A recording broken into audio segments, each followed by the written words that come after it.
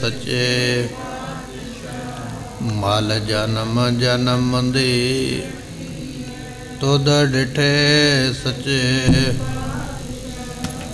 ਮਲ ਜਨਮ ਜਨਮ ਦੀ। ਮਾਘ ਮਜਨ ਸੰਗ ਸਾਧੂਆਂ ਧੂੜੀ ਕਰ ਇਸਨਾਨ। ਸਾਰਾ ਪੜਨਾ। ਹਰ ਕਾ ਨਾਮ ਧਿਆਏ ਸੁਣ ਸਭਨਾ ਨੂੰ ਕਰਦਾਨ। ਜਨਮ ਕਰਮ ਮਲ ਉਤਰੈ ਮਨ ਤੇ ਜਾਏ ਗੁਮਾਨ। ਕਾਮ ਕ੍ਰੋਧ ਨ ਮੋਹੀਐ ਬਿਨਸੈ ਲੋਭ ਸੁਆਨ। ਸਚੈ ਮਾਰਗ ਚਲਦਿਆਂ ਉਸਤਤ ਕਰੇ ਜਹਾਨ।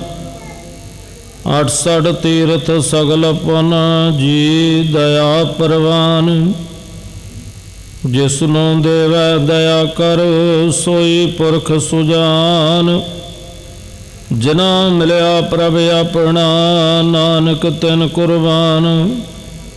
ਮਾਘ ਸੁਚੇ ਸੇ ਕਾਂਢੀਆ ਹੈ ਜਨ ਪੂਰਾ ਗੁਰ ਮਿਹਰਬਾਨ। ਵਾਹਿਗੁਰੂ ਜੀ ਕਾ ਖਾਲਸਾ ਵਾਹਿਗੁਰੂ ਜੀ ਕੀ ਫਤਿਹ। ਪਤਿਤ ਪਾਵਨ ਜੁਗੋ ਜੋਗੇ ਅਟਲ। ਗਰੀਬ ਨਵਾਜ ਸਤਿਗੁਰੂ ਸਾਹਿਬ ਗੁਰੂ ਗ੍ਰੰਥ ਸਾਹਿਬ ਜੀਆਂ ਦੀ ਪਵਿੱਤਰ ਪਾਵਨ ਹਜ਼ੂਰੀ ਅੰਦਰ ਸਵਾਇਮਾਨ ਹੋ ਰਹੀ ਗੁਰੂ ਕੀ ਸੰਗਤ। ਆਪ ਸੰਗਤਾਂ ਨੇ ਸਤਿਗੁਰਾਂ ਦੇ ਦਰਬਾਰ ਵਿੱਚ ਬੈਠ ਕੇ ਗੁਰਬਾਣੀ ਦੇ ਰਸ ਭਿੰਨੇ ਕੀਰਤਨ ਸ਼ਬਦ ਸਰਵਣ ਕੀਤੇ ਨੇ।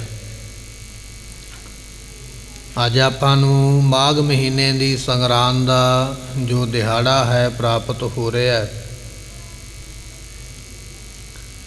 ਸਾਹਿਬ ਗੁਰੂ ਅਰਜਨ ਦੇਵ ਮਹਾਰਾਜ ਜੀ 12 ਮਹੀਨਿਆਂ ਦਾ ਉਪਦੇਸ਼ ਗੁਰੂ ਗ੍ਰੰਥ ਸਾਹਿਬ ਦੇ ਵਿੱਚ 133-34 ਅੰਗ ਦੇ ਉੱਪਰ ਮਹਾਰਾਜ ਜੀਆਂ ਨੇ ਇਸ ਬਾਣੀ ਨੂੰ ਮਾਝ ਰਾਗ ਦੇ ਅੰਦਰ ਦਰਜ ਕੀਤਾ। ਗੁਰੂ ਅਰਜਨ ਸਾਹਿਬ ਪਾਤਸ਼ਾਹ ਜੀ ਨੇ 12 ਮਹੀਨਿਆਂ ਦਾ ਇਹ ਉਪਦੇਸ਼ ਬਖਸ਼ਿਆ ਕਿ ਗੁਰੂ ਕੇ ਸਿੱਖ ਨੂੰ ਇਹਨਾਂ ਦਿਨਾਂ ਦੇ ਵਿੱਚ ਕੀ ਕਰਨਾ ਚਾਹੀਦਾ। 12ਵਾਂ ਬਾਣੀ ਗੁਰੂ ਨਾਨਕ ਸਾਹਿਬ ਜੀਆਂ ਨੇ ਗੁਰੂ ਗ੍ਰੰਥ ਸਾਹਿਬ ਦੇ ਵਿੱਚ ਦਰਜ ਕਰਵਾਈ ਹੈ, ਜੋ ਤੁਖਾਰੀ ਰਾਗ ਦੇ ਵਿੱਚ ਹੈ। 12ਵਾਂ ਗੁਰਬਾਣੀ 10ਵੇਂ ਪਾਤਸ਼ਾਹ ਗੁਰੂ ਗੋਬਿੰਦ ਸਿੰਘ ਜੀਆਂ ਨੇ ਉਚਾਰੀ ਹੈ, ਜੋ 10ਮ ਗ੍ਰੰਥ ਵਿੱਚ ਮਹਾਰਾਜ ਨੇ ਦਰਜ ਕਰਵਾਈ ਹੈ। ਜਿਸ ਗੁਰਬਾਣੀ ਨੂੰ ਆਪਾਂ ਸਰਵਣ ਕਰਨ ਜਾ ਰਹੇ ਹਾਂ, ਇਹ ਗੁਰੂ ਅਰਜਨ ਸਾਹਿਬ ਦੀ ਉਚਾਰਨ ਕੀਤੀ ਬੜੀ ਸੁਖੈਨ ਬਾਣੀ ਹੈ ਅਤੇ ਸਿੱਖ ਜਗਤ ਵਿੱਚ ਇਸ ਬਾਣੀ ਨੂੰ ਪੜ੍ਹਿਆ ਜਾਂਦਾ ਹੈ। ਬਾਣੀ ਪ੍ਰਚਲਿਤ ਹੈ। ਗੁਰੂ ਅਰਜਨ ਸਾਹਿਬ ਮਹਾਰਾਜ ਜੀਆਂ ਨੂੰ ਸੰਗਤਾਂ ਨੇ ਸਿੱਖਾਂ ਨੇ ਬੇਨਤੀ ਕੀਤੀ, ਮਹਾਰਾਜ ਕੋਈ ਇਹੋ ਜਿਹੀ ਬਾਣੀ ਲਿਖੋ ਜਿਸ ਨੂੰ ਪੜ੍ਹ ਸੁਣ ਕੇ ਸਾਨੂੰ ਸਮਝ ਪੈ ਜਾਵੇ, ਸੋਝੀ ਆ ਜਾਵੇ। ਕਿਉਂਕਿ ਉਸ ਸਮੇਂ ਦੇ ਵਿੱਚ ਇਹ ਵਿਚਾਰ ਸਮਝੀ ਜਾਂਦੀ ਸੀ ਵੀ ਕਿਸੇ ਧਾਰਮਿਕ ਵਿਅਕਤੀ ਦੇ ਕੋਲੋਂ, ਕਿਸੇ ਸਾਧੂ ਦੇ ਕੋਲੋਂ, ਕਿਸੇ ਗੁਰਮੁਖ ਰੂਹ ਦੇ ਕੋਲੋਂ ਜੇ ਮਹੀਨੇ ਦਾ ਨਾਮ ਸੁਣੀਏ ਤੇ ਮਹੀਨਾ ਬੜਾ ਚੰਗਾ ਬਤੀਤ ਹੁੰਦਾ ਹੈ। ਇਹ ਵਿਚਾਰ ਲੋਕਾਂ ਦੇ ਮਨ ਵਿੱਚ ਬਣਿਆ ਹੋਇਆ। ਗੁਰੂ ਅਰਜਨ ਦੇਵ ਮਹਾਰਾਜ ਜੀ ਅਸੀਂ ਕਿੱਥੋਂ ਕਿਸੇ ਤੋਂ ਸੁਣਦੇ ਰਵਾਂਗੇ, ਜਾ ਕੇ ਆਪ ਜੀ ਬਾਣੀ ਇਹੋ ਜਿਹੀ ਲਿਖੋ ਜਿਸ ਨੂੰ ਘਰੇ ਬੈਠਿਆਂ ਪੜ੍ਹ ਸਕੀਏ, ਸਾਡਾ ਮਹੀਨਾ ਸਫਲਾ ਹੋ ਜਾਵੇ। ਗੁਰੂ ਅਰਜਨ ਦੇਵ ਮਹਾਰਾਜ ਜੀ ਇਹ ਬੇਨਤੀ ਸੰਗਤ ਦੀ ਸੁਣ ਕੇ, ਬਾਬਾ ਬੁੱਢਾ ਸਾਹਿਬ ਜੀਆਂ ਦੇ ਬਚਨ ਸੁਣ ਕੇ ਅੰਮ੍ਰਿਤਸਰ ਦੀ ਪਵਿੱਤਰ ਧਰਤੀ ਤੇ ਮਹਾਰਾਜ ਬੈਠੇ। ਅੰਮ੍ਰਿਤ ਸਰੋਵਰ ਦੇ ਕੰਢੇ ਬੈਠ ਕੇ ਮਹਾਰਾਜ ਨੇ ਇੱਕੇ ਚੌਂਕੜੇ ਵਿੱਚ ਇਹ ਜਿਹੜੀ ਬਾਣੀ ਹੈ ਉਚਾਰਨ ਕੀਤੀ ਹੈ ਸਾਡੇ ਭਲੇ ਵਾਸਤੇ, ਜਿਸ ਨੂੰ ਅਸੀਂ ਅੱਜ ਪੜ੍ਹਨ ਜਾ ਰਹੇ ਹਾਂ, ਸਰਵਣ ਕਰਨ ਜਾ ਰਹੇ ਹਾਂ। ਸਤਿਗੁਰੂ ਜੀ ਕੀ ਬਖਸ਼ਿਸ਼ ਕਰਦੇ ਨੇ, ਆਓ ਬੜੀ ਭਾਵਨਾ ਨਾਲ ਸਰਵਣ ਕਰੀਏ, ਮਿਲ ਕੇ ਆਖੀਏ ਸਤਿਨਾਮ ਸ੍ਰੀ ਵਾਹਿਗੁਰੂ ਸਾਹਿਬ ਜੀ। ਮਾਘ ਮਜਨ ਸੰਗ ਸਾਧੂਆਂ ਧੂੜੀ ਕਰ ਇਸਨਾਨ।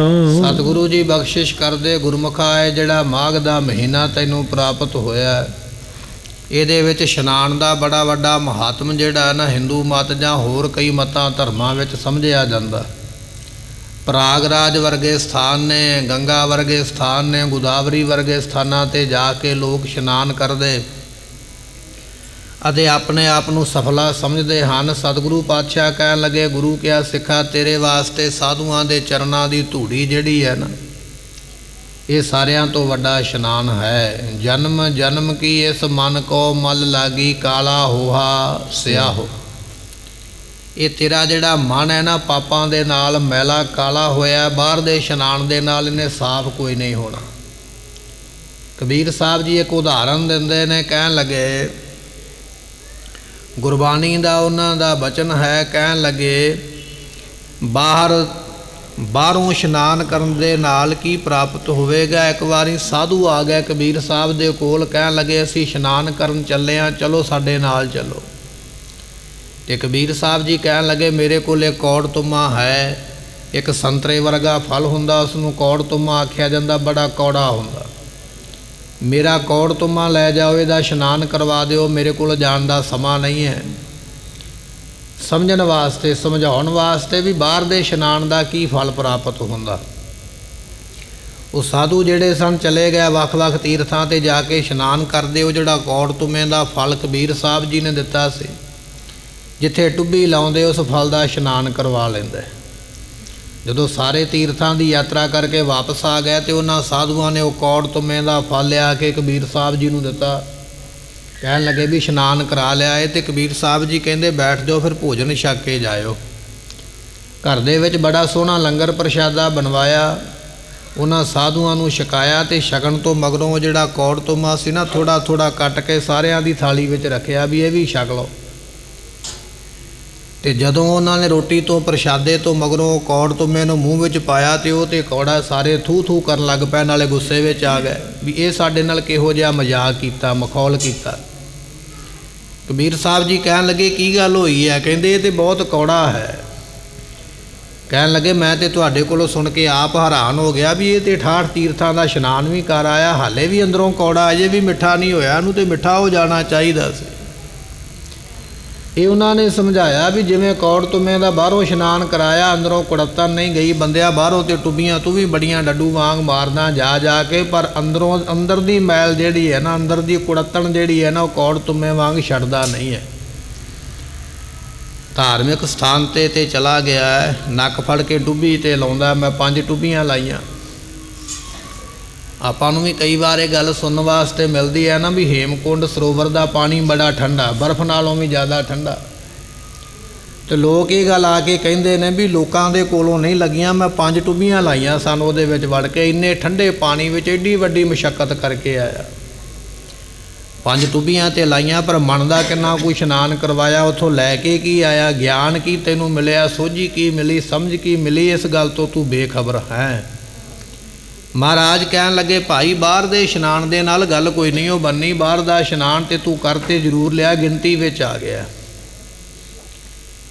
ਗੁਰੂ ਤੇਗ ਬਹਾਦਰ ਮਹਾਰਾਜ ਜੀਆਂ ਨੇ ਬਚਨ ਲਿਖਿਆ, ਕਹਿਣ ਲੱਗੇ ਤੀਰਥ ਬਰਤ ਅਰਦਾਨ ਕਰ, ਮਨ ਮੈਂ ਧਰੈ ਗੁਮਾਨ, ਨਾਨਕ ਨਿਫਲ ਜਾਤ ਤੇ ਜਿਉ ਕੁੰਚਰ ਇਸਨਾਨ।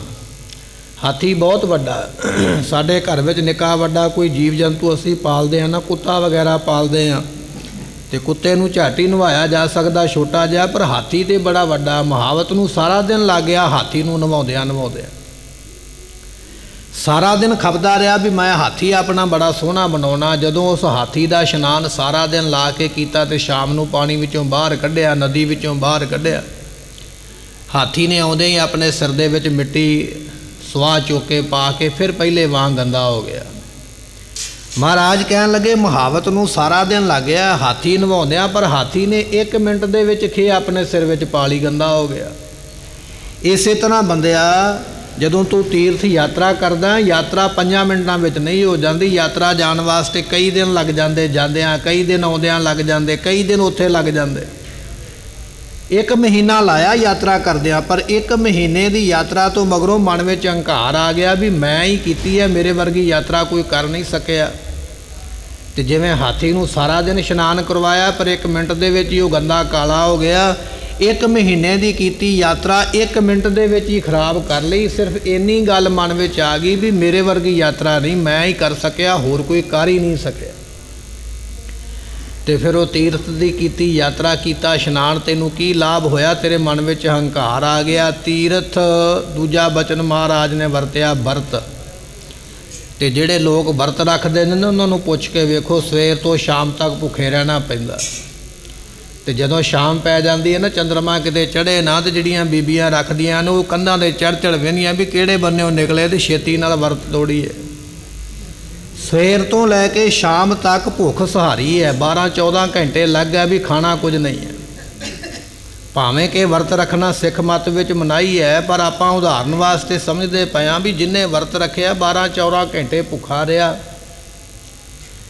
ਪਰ ਬਾਅਦ ਵਿੱਚ ਇਹ ਗੱਲ ਆ ਗਈ ਵੀ ਮੈਂ ਇੰਨੇ ਵਰਤ ਰੱਖੇ ਨੇ, ਮੈਂ 10 ਕਰ ਲੈ, ਮੈਂ 15 ਕਰ ਲੈ। ਉਹ ਜਦੋਂ ਵਿਚਾਰ ਆ ਗਈ ਨਾ, ਸਾਰੇ ਦਿਨ ਦੀ ਕੀਤੀ ਕਮਾਈ, ਭੁੱਖ ਪਿਆਸ ਸਰੀਰ ਉੱਪਰ ਝੱਲੀ ਹੋਈ, ਸਾਰੀ ਨਿਸਫਲ ਗਵਾ ਲਈ। ਕੰਮ ਸਾਰਾ ਦਿਨ ਕੀਤਾ ਹੈ ਪਰ ਗਵਾਉਣ ਲੱਗਿਆ 1 ਮਿੰਟ ਲੱਗਿਆ। ਤੇ ਤੀਜਾ ਬਚਨ ਮਹਾਰਾਜ ਕਹਿਣ ਲੱਗੇ, ਤੀਰਥ ਵਰਤ ਅਰ ਦਾਨ ਕਰ। ਹੁਣ ਦਾਨ ਤੇ ਤਾਂ ਕਰੇਗਾ ਨਾ, ਪਹਿਲਾਂ ਆਪ ਕਮਾਈ ਕਰੇਗਾ, ਪਹਿਲਾਂ ਆਪ ਪੜ੍ਹਾਈ ਕਰੇਗਾ, ਫਿਰ ਨੌਕਰੀ ਤੇ ਲੱਗੇਗਾ, ਫਿਰ ਨੌਕਰੀ ਦੇ ਵਿੱਚੋਂ ਮਾਇਆ ਕਮਾਏਗਾ, ਫਿਰ ਮਾਇਆ ਕੋਲ ਆਵੇਗੀ ਤੇ ਦਾਨ ਉਹਦੇ ਵਿੱਚੋਂ ਹੋਣਾ ਹੈ। ਪਹਿਲਾਂ ਪੜ੍ਹਾਈ ਕਰਦਿਆਂ ਸਮਾਂ ਲਾਇਆ, ਫਿਰ ਕਮਾਈ ਕਰਦਿਆਂ ਸਮਾਂ ਲਾਇਆ, ਫਿਰ ਮਾਇਆ ਜੋੜਦਿਆਂ ਸਮਾਂ ਲਾਇਆ। ਇੰਨਾ ਕੁਝ ਕੀਤਾ ਵੀ ਮੈਂ ਦਾਨ ਕਰਾਂਗਾ। ਪਰ ਜਦੋਂ ਦਾਨ ਕੀਤਾ ਤੇ ਨਾਲ ਹੀ ਮਨ ਵਿੱਚ ਮਾਣ ਆ ਗਿਆ ਵੀ ਮੇਰੇ ਵਰਗਾ ਤੇ ਦਾਨੀ ਕੋਈ ਹੋਇਆ ਹੀ ਨਹੀਂ ਹੈ। ਮੈਂ ਇੰਨੇ ਪੱਖਿਆਂ ਦੀ ਸੇਵਾ ਕੀਤੀ, ਮੈਂ ਇੰਨੇ ਪੱਥਰਾਂ ਦੀ ਸੇਵਾ ਕੀਤੀ, ਮੈਂ ਇੰਨੀਆਂ ਵਸਤੂਆਂ ਲਿਆ ਕੇ ਦਿੱਤੀਆਂ। ਦਾਨ ਨੂੰ ਜੋੜਦਿਆਂ ਮਿਹਨਤ ਕਰਦਿਆਂ ਲੰਮਾ ਸਮਾਂ ਲੰਘ ਗਿਆ, ਪਰ ਮਾਣ 1 ਮਿੰਟ ਦੇ ਵਿੱਚ ਹੀ ਆ ਗਿਆ। ਮਹਾਰਾਜ ਕਹਿਣ ਲੱਗੇ, ਤੀਰਥ ਵਰਤ ਅਰ ਦਾਨ ਕਰਤੇ ਸਾਰਾ ਕੁਝ ਲਿਆ, ਪਰ ਮਨ ਮੈਂ ਧਰੈ ਗੁਮਾਨ। ਮਨ ਵਿੱਚ ਹੰਕਾਰ ਆ ਗਿਆ ਵੀ ਮੈਂ ਕੀਤਾ, ਯਾਤਰਾ ਮੈਂ ਕੀਤੀ ਹੈ, ਵਰਤ ਮੈਂ ਰੱਖਿਆ, ਦਾਨ ਮੈਂ ਕੀਤਾ। ਤੇ ਗੁਰੂ ਤੇਗ ਬਹਾਦਰ ਪਾਤਸ਼ਾਹ ਕਹਿਣ ਲੱਗੇ, ਨਾਨਕ ਨਿਫਲ ਜਾਤ ਤੇ ਜਿਉਂ ਕੁੰਚਰੇ ਸਨਾਨ। ਇਸ ਤਰ੍ਹਾਂ ਉਹਦਾ ਕੀਤਾ ਕਰਮ ਨਿਸਫਲ ਚਲੇ ਜਾਵੇਗਾ। ਜਿਵੇਂ ਮੁਹਾਵਤ ਨੇ ਸਾਰਾ ਦਿਨ ਹਾਥੀ ਨਵਾਉਂਦਿਆਂ ਲਾ ਦਿੱਤਾ, ਪਰ ਹਾਥੀ ਨੇ 1 ਮਿੰਟ ਵਿੱਚ ਆਪਣੇ ਆਪ ਨੂੰ ਗੰਦਾ ਕਰ ਲਿਆ। ਸਾਰੀ ਉਹਦੀ ਮਿਹਨਤ ਕੀਤੀ ਕਰਾਈ ਜਿਹੜੀ ਮਿੱਟੀ ਵਿੱਚ ਮਿਲ ਗਈ। ਇਸੇ ਤਰ੍ਹਾਂ ਤੇਰੀਆਂ ਮਸ਼ੱਕਤਾਂ ਜਿਹੜੀਆਂ ਨੇ ਉਹ ਸਾਰੀਆਂ ਨਿਸਫਲ ਚਲੇ ਜਾਂਦੀਆਂ। ਤੇ ਮਹਾਰਾਜ ਕਹਿਣ ਲੱਗੇ, ਇਸ ਕਰਕੇ ਭਾਈ ਤੈਨੂੰ ਅਸੀਂ ਬਚਨ ਕੀਤਾ ਹੈ ਕਿ ਮਾਗ ਮੱਜਨ ਸੰਗ ਸਾਧੂਆਂ, ਜਿਨ੍ਹਾਂ ਨੇ ਆਪਣੇ ਮਨ ਨੂੰ ਸਾਧਿਆ ਹੋਇਆ ਹੈ, ਐਸੇ ਸਾਧੂਆਂ ਦੀ ਚਰਨਾਂ ਦੀ ਸ਼ਰਨ ਵਿੱਚ ਜਾ ਕੇ ਤੇ ਪਾਤਸ਼ਾਹ ਕਹਿਣ ਲੱਗੇ ਉਹਨਾਂ ਦੀ ਚਰਨਾਂ ਦੀ ਧੂੜੀ ਵਿੱਚ ਇਸ਼ਨਾਨ ਕਰ, ਤਾਂ ਤੇਰੇ ਅੰਦਰੋਂ ਮੈਲ ਜਾਣੀ ਹੈ। ਭਰੀਐ ਮਤ ਪਾਪਾਂ ਕੈ ਸੰਗ, ਉਹ ਧੁੱਪੈ ਨਾਵੈ ਕੈ ਰੰਗ। ਮੂਤ ਪਲੀਤੀ ਕੱਪੜ ਹੋਏ, ਦੇ ਸਾਬੂਨ ਲਈਐ ਉਹ ਧੋਏ। ਇਹ ਬਚਨ ਨੇ ਗੁਰਬਾਣੀ ਦੇ ਜੋ ਅਸੀਂ ਪੜ੍ਹਦੇ ਹਾਂ। ਇਸ਼ਨਾਨ ਕਰਨਾ ਮਾੜਾ ਨਹੀਂ ਹੈ, ਇਸ਼ਨਾਨ ਦੀ ਕੋਈ ਵਿਰੋਧਤਾ ਨਹੀਂ ਹੈ, ਪਰ ਇਸ਼ਨਾਨ ਦੇ ਨਾਲ ਜੇ ਤੇ ਕੋਈ ਮੈਲ ਲਾ ਕੇ ਆਇਆ ਫਿਰ ਤੇ ਲਾਭ ਹੈ। ਤੇ ਜੇ 1 ਭੋਏ ਲੱਥੇ ਨਹਾਤਿਆਂ 2 ਭਾ ਚੜੀਏ ਸਹੋਰ, 1 ਲਾਉਣ ਗਿਆ 2 ਨਾਲ ਲੈ ਕੇ ਆਇਆ, ਫਿਰ ਲਾਭ ਕੋਈ ਨਹੀਂ ਹੋਇਆ। ਸਤਿਗੁਰੂ ਪਾਤਸ਼ਾਹ ਕਹਿਣ ਲੱਗੇ, ਭਾਈ ਅਸੀਂ ਤੇ ਸਾਧੂਆਂ ਦੀ ਚਰਨਾਂ ਦੀ ਧੂੜੀ ਦੇ ਵਿੱਚ ਤੈਨੂੰ ਇਸ਼ਨਾਨ ਕਰਨ ਦਾ ਹੁਕਮ ਦਿੰਦੇ ਆ, ਕਿਉਂਕਿ ਸਾਧੂਆਂ ਦੀ ਚਰਨਾਂ ਦੀ ਧੂੜੀ ਤੇਰੇ ਜਨਮਾਂ ਦੇ ਪਾਪਾਂ ਨੂੰ ਲਾਹ ਦਿੰਦੀ ਹੈ, ਦੂਰ ਕਰ ਦਿੰਦੀ ਹੈ। ਐਸੀ ਬਖਸ਼ਿਸ਼ ਪ੍ਰਾਪਤ ਹੁੰਦੀ ਹੈ। ਹਰ ਕਾ ਨਾਮ ਧਿਆਏ ਸੁਣ, ਸਭਨਾਂ ਨੂੰ ਕਰਦਾਨ। ਹਰਿ ਪਰਮੇਸ਼ਰ ਦਾ ਨਾਮ ਜਿਹੜਾ ਹੈ ਨਾ, ਉਸ ਨੂੰ ਧਿਆਉਣਾ ਕਰ ਅਤੇ ਉਸ ਨਾਮ ਨੂੰ ਸੁਣਨਾ ਕਰ। ਅਤੇ ਇੱਥੋਂ ਤੱਕ ਜਦੋਂ ਤੂੰ ਨਾਮ ਨੂੰ ਸੁਣਦਾ ਹੈ ਨਾ, ਨਾਮ ਦਾ ਦਾਨ ਕਰ, ਆਪਣੇ 10 ਨੋਹਾਂ ਦੀ ਕਿਰਤ ਵਿੱਚੋਂ ਦਾਨ ਕਰ। ਜੇ ਤੈਨੂੰ ਆਪਣੇ ਪ੍ਰਾਣਾਂ ਦਾ ਦਾਨ ਦੇਣਾ ਪਵੇ ਤੇ ਉਹ ਵੀ ਦਾਨ ਕਰ ਦੇ। ਅੱਜ ਮੁਕਤਸਰ ਸਾਹਿਬ ਦੀ ਧਰਤੀ ਤੇ ਮਾਘੀ ਦਾ ਮੇਲਾ ਮਨਾਉਣ ਵਾਸਤੇ ਸੰਗਤਾਂ ਪਹੁੰਚੀਆਂ ਹੋਈਆਂ। ਧੰਨ 10ਵੇਂ ਪਾਤਸ਼ਾਹ ਮਹਾਰਾਜ ਜੀ ਮਾਛੀਵਾੜੇ ਦੇ ਵਿੱਚੋਂ ਹੁੰਦੇ ਹੋਏ ਜਦੋਂ ਹੌਲੀ ਮਾਲਵੇ ਦੇ ਵਿੱਚ ਪਹੁੰਚੇ, ਕਿਸੇ ਨੇ ਵਜ਼ੀਰ ਖਾਨ ਨੂੰ ਖਬਰ ਦੇ ਦਿੱਤੀ ਕਿ ਸਤਿਗੁਰੂ ਪਾਤਸ਼ਾਹ ਮਹਾਰਾਜ ਜੀ ਇਸ ਵੇਲੇ ਮਾਲਵੇ ਵਿੱਚ ਪਹੁੰਚ ਗਏ ਨੇ। ਵਜ਼ੀਰ ਖਾਨ ਬੜੀ ਵੱਡੀ ਫੌਜ ਲੈ ਕੇ ਸਤਿਗੁਰਾਂ ਦਾ ਪਿੱਛਾ ਕਰਦਾ ਹੋਇਆ ਮਾਲਵੇ ਦੀ ਉਸ ਧਰਤੀ ਤੇ ਪਹੁੰਚ ਗਿਆ। ਸਤਿਗੁਰੂ ਪਾਤਸ਼ਾਹ ਮਹਾਰਾਜ ਜੀਆਂ ਦੇ ਨਾਲ ਉਸ ਵੇਲੇ ਬਹੁਤ ਥੋੜ੍ਹੇ ਸਿੱਖ ਸਨ। ਭਾਈ ਧਰਮ ਸਿੰਘ ਜੀ, ਭਾਈ ਦਇਆ ਸਿੰਘ ਵਰਗੇ, ਭਾਈ ਮਾਨ ਸਿੰਘ ਵਰਗੇ। ਸਤਿਗੁਰੂ ਅੱਗੇ ਨੂੰ ਚੱਲੇ ਜਾ ਰਿਹਾ। ਇੰਨੇ ਚਿਰ ਨੂੰ ਕੁਝ ਸੰਗਤਾਂ ਭਾਈ ਮਹਾਂ ਸਿੰਘ ਦੇ ਨਾਲ, ਮਾਤਾ ਭਾਗੋ ਜੀਆਂ ਦੇ ਨਾਲ, ਕੁਝ ਸੂਰਮੇ ਜਿਹੜੇ ਜੰਗ ਯੁੱਧ ਕਰਨਾ ਜਾਣਦੇ ਸਨ ਉਹ, ਤੇ ਕੁਝ ਸੰਗਤਾਂ ਜਿਹੜੀਆਂ ਕੇਵਲ ਦਰਸ਼ਨ ਕਰਨ ਵਾਸਤੇ ਗਈਆਂ। ਸਤਿਗੁਰੂ ਪਾਤਸ਼ਾਹ ਨੂੰ ਜਾ ਕੇ ਇਹਨਾਂ ਨੇ ਮਿਲਾਪ ਕੀਤਾ, ਦਰਸ਼ਨ ਕੀਤੇ, ਮੱਥਾ ਟੇਕਿਆ ਤੇ ਆਪੋ ਆਪਣੀਆਂ ਗੱਲਾਂ ਮਹਾਰਾਜ ਦੇ ਅੱਗੇ ਰੱਖੀਆਂ। ਇਤਿਹਾਸ ਬੜਾ ਲੰਮਾ ਹੈ, ਆਪਾਂ ਕੇਵਲ ਥੋੜ੍ਹੇ ਮਿੰਟਾਂ ਵਿੱਚ ਇਸ ਨੂੰ ਸਰਵਣ ਕਰਾਂਗੇ। ਕੁਝ ਲੋਕਾਂ ਨੇ ਇਹ ਵੀ ਗੱਲ ਆਖੀ, ਮਹਾਰਾਜ ਜੇ ਤੁਸੀਂ ਆਖੋ ਤੇ ਅਸੀਂ ਬਾਦਸ਼ਾਹ ਨਾਲ ਤੁਹਾਡਾ ਮਿਲਾਪ ਕਰਾ ਦਿੰਦੇ ਹਾਂ, ਪਿਛਲੀਆਂ ਗੱਲਾਂ ਭੁੱਲ ਜਾਓ, ਅੱਗੇ ਬਾਦਸ਼ਾਹ ਦੇ ਨਾਲ ਮਿਲ ਕੇ ਚੱਲੋ ਤੇ ਕੰਮ ਠੀਕ ਰਹੇਗਾ। ਤੇ ਸਤਿਗੁਰੂ ਪਾਤਸ਼ਾਹ ਮਹਾਰਾਜ ਜੀ ਨੂੰ ਉਸ ਵੇਲੇ ਨਾ ਕਰ ਦਿੱਤੀ, ਕਹਿਣ ਲੱਗੇ ਐਸੇ ਜ਼ੁਲਮੀ ਬਾਦਸ਼ਾਹ ਦੇ ਨਾਲ ਅਸੀਂ ਮਿਲਾਪ ਨਹੀਂ ਕਰਾਂਗੇ। ਤੇ ਫਿਰ ਉਹ ਲੋਕ ਕਹਿਣ ਲੱਗੇ ਮਹਾਰਾਜ ਫਿਰ ਤੁਹਾਡੇ ਨਾਲ ਰਹਿਣਾ ਸਾਡੇ ਤੋਂ ਰਿਹਾ ਨਹੀਂ ਜਾਣਾ, ਕਿਉਂਕਿ ਸਰਕਾਰ ਨੇ ਸਾਨੂੰ ਜਗੀਰਾਂ ਦਿੱਤੀਆਂ ਹੋਈਆਂ ਨੇ, ਸਰਕਾਰ ਨੇ ਸਾਨੂੰ ਅਹੁਦੇ ਦਿੱਤੇ ਹੋਏ ਨੇ, ਜੇ ਸਰਕਾਰ ਦਾ ਪਾਸਾ ਛੱਡਾਂਗੇ ਤੇ ਸਾਨੂੰ ਉਹ ਸਾਰਾ ਕੁਝ ਛੱਡਣਾ ਪਵੇਗਾ। ਤੇ ਮਹਾਰਾਜ ਕਹਿਣ ਲੱਗੇ ਫਿਰ ਕਾਗਜ਼ ਦੇ ਉੱਪਰ ਲਿਖ ਛੱਡਿਓ ਵੀ ਗੁਰੂ ਪਾਤਸ਼ਾਹ ਅਸੀਂ ਤੁਹਾਡੇ ਸਿੱਖ ਨਹੀਂ, ਤੁਸੀਂ ਸਾਡੇ ਗੁਰੂ ਨਹੀਂ। ਤੇ ਉਹ ਕਾਗਜ਼ ਦੇ ਉੱਪਰ ਲਿਖਿਆ, ਜਿਸ ਨੂੰ ਸਿੱਖ ਕੌਮ ਨੇ ਆਖਿਆ ਵਿਦਾਵਾ, ਉਹਦੇ ਉੱਪਰ ਲਿਖਿਆ ਗਿਆ ਸੀ ਵੀ ਗੁਰੂ ਪਾਤਸ਼ਾਹ ਅਸੀਂ ਤੁਹਾਡੇ ਸਿੱਖ ਨਹੀਂ ਹਾਂ, ਤੁਸੀਂ ਸਾਡੇ ਗੁਰੂ ਨਹੀਂ, ਜੇ ਤੁਸੀਂ ਸਾਡੀ ਗੱਲ ਨਹੀਂ ਮੰਨਦੇ ਫਿਰ ਆਪਣੀ ਮਰਜ਼ੀ ਕਰੋ। ਜਦੋਂ ਇਹ ਗੱਲ ਲਿਖੀ ਗਈ, ਮਹਾਰਾਜ ਨੇ ਰੁਕਾ ਜਿਹੜਾ ਸੀ ਨਾ ਕਾਗਜ਼ ਦਾ ਟੁਕੜਾ ਆਪਣੇ ਕਮਰ ਕੱਸੇ ਵਿੱਚ ਮਹਾਰਾਜ ਨੇ ਲਾ ਲਿਆ। ਤੇ ਇੰਨੇ ਚਿਰ ਨੂੰ ਵਜ਼ੀਰ ਖਾਨ ਦੀਆਂ ਭਾਰੀ ਫੌਜਾਂ ਚੜ੍ਹ ਕੇ ਮਹਾਰਾਜ ਨੂੰ ਘੇਰਨ ਵਾਸਤੇ ਉਸ ਜਗ੍ਹਾ 'ਤੇ ਪਹੁੰਚ ਗਈਆਂ ਜਿੱਥੇ ਅੱਜ ਆਪਾਂ ਦਰਸ਼ਨ ਕਰਦੇ ਹਾਂ। ਭਾਈ ਮਹਾਂ ਸਿੰਘ ਵਰਗੇ ਸੂਰਮੇ, ਮਾਤਾ ਭਾਗੋ ਜੀ ਵਰਗੇ ਜਿਹੜੇ ਸੂਰਮੇ ਸਨ, ਉਹਨਾਂ ਨੇ ਫਿਰ ਆਖਿਆ ਵੀ ਇਸ ਵੇਲੇ ਮਹਾਰਾਜ ਦੇ ਕੋਲੋਂ ਆਪਾਂ ਨੂੰ ਦੂਰ ਨਹੀਂ ਜਾਣਾ ਚਾਹੀਦਾ। ਸਤਿਗੁਰੂ ਐਡੇ ਪਰਉਪਕਾਰੀ ਨੇ, ਆਪਣਾ ਪਰਿਵਾਰ ਸਾਡੇ ਵਾਸਤੇ ਬਾਹਰ ਬੈਠੇ ਨੇ, ਅਸੀਂ ਇਸ ਵੇਲੇ ਪਿੱਠ ਦੇ ਜਾਈਏ, ਦੁਨੀਆ ਸਾਨੂੰ ਕੀ ਆਖੇਗੀ। ਭਾਈ ਮਹਾਂ ਸਿੰਘ ਨੇ ਉੱਥੇ ਫਿਰ ਕਹਿੰਦੇ ਜੰਗ ਕੀਤਾ, ਮਾਤਾ ਭਾਗੋ ਜੀਆਂ ਨੇ ਜੰਗ ਕੀਤਾ, ਬੜਾ ਭਿਆਨਕ ਜੰਗ ਕਰਕੇ ਦੁਸ਼ਮਣ ਦੀ ਫੌਜ ਨੂੰ ਰੋਕ ਕੇ ਰੱਖਿਆ। ਸੋ ਉਸ ਵੇਲੇ ਜਦੋਂ ਕਿੰਨਾ ਲੰਮਾ ਸਮਾਂ ਜੰਗ ਹੋਇਆ ਤੇ ਖਦਰਾਣੇ ਦੀ ਢਾਬ ਕੇਵਲ ਇੱਕ ਪਾਣੀ ਦਾ ਸਰੋਤ ਸੀ ਜਿਹੜਾ ਭਾਈ ਮਹਾਂ ਸਿੰਘ ਨੇ ਮਲਕ ਛੱਡਿਆ, ਦੁਸ਼ਮਣ ਨੂੰ ਇੱਥੋਂ ਪਾਣੀ ਨਹੀਂ ਪੀਣ ਦੇਣਾ। ਜਦੋਂ ਕਈ ਘੰਟੇ ਜੰਗ ਹੋਇਆ, ਗਰਮੀ ਹੋਣ ਕਰਕੇ ਜਦੋਂ ਦੁਸ਼ਮਣ ਫੌਜ ਨੂੰ ਪਾਣੀ ਦੀ ਲੋੜ ਪਈ ਤੇ ਉਸ ਵੇਲੇ ਉਹਨਾਂ ਨੂੰ ਮਜਬੂਰਨ ਪਿੱਛੇ ਹਟਣਾ ਪਿਆ। ਵਜ਼ੀਰ ਖਾਨ ਆਪਣੀ ਫੌਜ ਲੈ ਕੇ ਪਿੱਛੇ ਮੁੜ ਪਿਆ।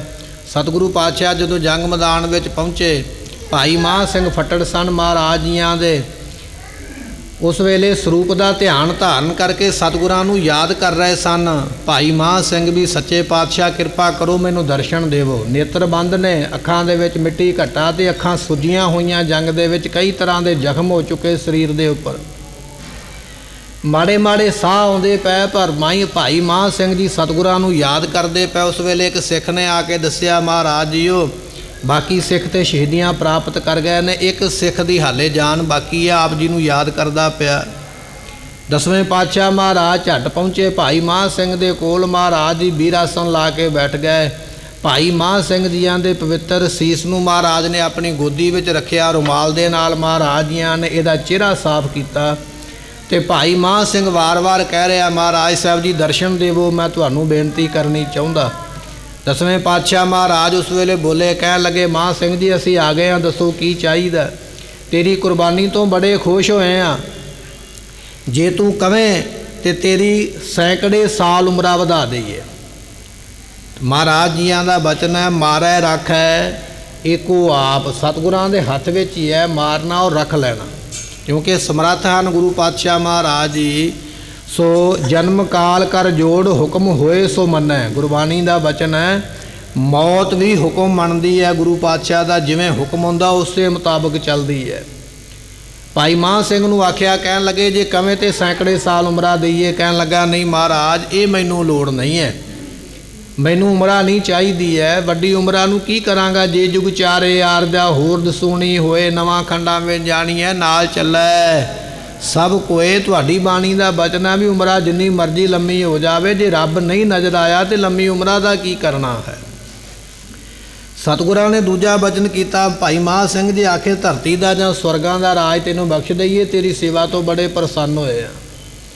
ਤੇ ਭਾਈ ਮਹਾਂ ਸਿੰਘ ਨੇ ਬੇਨਤੀ ਕੀਤੀ, ਕਹਿਣ ਲੱਗਾ ਮਹਾਰਾਜ ਇੰਨਾ ਹੀ ਤਰੁੱਠੇ ਹੋ, ਬਖਸ਼ਿਸ਼ ਕਰਨ ਲੱਗੇ ਹੋ, ਤੇ ਜਿਹੜੇ ਕਾਗਜ਼ ਦੇ ਉੱਪਰ ਲਿਖਿਆ ਗਿਆ ਨਾ ਵੀ ਤੁਸੀਂ ਸਾਡੇ ਗੁਰੂ ਨਹੀਂ ਤੇ ਅਸੀਂ ਤੁਹਾਡੇ ਸਿੱਖ ਨਹੀਂ, ਮਹਾਰਾਜ ਉਹ ਕਾਗਜ਼ ਦਾ ਟੁਕੜਾ ਪਾੜ ਦਿਓ ਜੇ ਮੇਰੇ 'ਤੇ ਕਿਰਪਾ ਕਰਨੀ ਚਾਹੁੰਦੇ ਹੋ। ਤੇ ਸਤਿਗੁਰੂ ਕਹਿਣ ਲੱਗੇ ਭਾਈ ਮਹਾਂ ਸਿੰਘ ਆਪਣੇ ਵਾਸਤੇ ਮੰਗ, ਤੈਨੂੰ ਦੂਜਿਆਂ ਨਾਲ ਕੀ ਲੱਗੇ, ਆਪਣੇ ਵਾਸਤੇ ਮੰਗ। ਤੂੰ ਸੇਵਾ ਕੀਤੀ ਆ, ਤੂੰ ਦੱਸ ਤੈਨੂੰ ਕੀ ਚਾਹੀਦਾ। ਤੇ ਭਾਈ ਮਹਾਂ ਸਿੰਘ ਕਹਿਣ ਲੱਗੇ ਮਹਾਰਾਜ ਤੁਹਾਡੇ ਬਚਨ ਨੇ ਅਸੀਂ ਪੜ੍ਹਦੇ ਹਾਂ, ਨਾਨਕ ਨਾਮ ਚੜ੍ਹਦੀ ਕਲਾ ਤੇਰੇ ਭਾਣੇ। ਇੱਕ ਪਾਸੇ ਸਰਬੱਤ ਦਾ ਭਲਾ ਮੰਗਣ ਦੀ ਗੱਲ ਕਰਦੇ, ਦੂਜੇ ਪਾਸੇ ਆਖ ਦਿਓ ਮੈਂ ਦੂਜਿਆਂ ਤੋਂ ਕੀ ਲੈਣਾ। ਮਹਾਰਾਜ ਨਹੀਂ, ਕਿਰਪਾ ਕਰੋ ਸਾਰਿਆਂ ਦਾ ਭਲਾ ਕਰੋ, ਇਸ ਬਦਾਵੇ ਨੂੰ ਪਾੜ ਕੇ ਟੁੱਟੀ ਗੰਢ ਲਵੋ। ਤੇ ਸਤਿਗੁਰੂ ਪਾਤਸ਼ਾਹ ਮਹਾਰਾਜ ਕਹਿਣ ਲੱਗੇ ਭਾਈ ਮਹਾਂ ਸਿੰਘ ਤੇਰੀ ਸੇਵਾ ਤੋਂ ਇੰਨੇ ਖੁਸ਼ ਹੋਇਆ ਤੈਨੂੰ ਨਾ ਨਹੀਂ ਕਰ ਸਕਦੇ। ਗੁਰਬਾਣੀ ਦਾ ਬਚਨ ਪੜ੍ਹਦੇ ਆ, ਟੂਟੀ ਗੰਢ ਨਹਾਰ ਗੋਪਾਲ ਸਰਬ ਜੀਆਂ ਆਪੇ ਪ੍ਰਤਪਾਲ। ਟੁੱਟੀ ਨੂੰ ਗੰਢ ਲੈਂਦਾ ਗੁਰੂ, ਐਸਾ ਸਮਰੱਥ ਹੈ।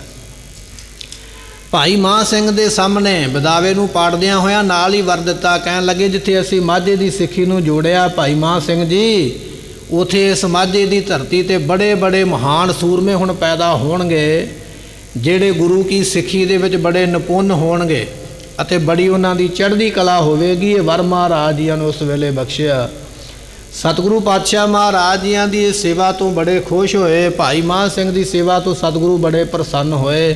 ਆਪਾਂ ਬਚਨ ਪੜ੍ਹਦੇ ਪਏ ਹਾਂ, ਹਰ ਕਾ ਨਾਮ ਧਿਆਏ ਸੁਣ ਸਭਨਾ ਨੂੰ ਕਰ ਦਾਨ। ਗੁਰੂ ਕਾ ਸਿੱਖ ਤੇ ਇਹੋ ਜਿਹਾ ਹੈ ਜਿੱਥੇ ਗੁਰਬਾਣੀ ਨੂੰ ਸਰਵਣ ਕਰਦਾ, ਜਿੱਥੇ ਗੁਰਬਾਣੀ ਨੂੰ ਪੜ੍ਹਦਾ ਹੈ, ਜਿੱਥੇ ਨਾਮ ਨੂੰ ਧਿਆਉਂਦਾ ਹੈ, ਉੱਥੇ ਜੇ ਲੋੜ ਪਵੇ ਤੇ ਆਪਣੇ ਪ੍ਰਾਣਾਂ ਤੱਕ ਦਾ ਦਾਨ ਕਰ ਦਿੰਦਾ, ਜਿਵੇਂ ਭਾਈ ਮਹਾਂ ਸਿੰਘ ਜੀਆਂ ਨੇ ਕੀਤਾ ਹੈ।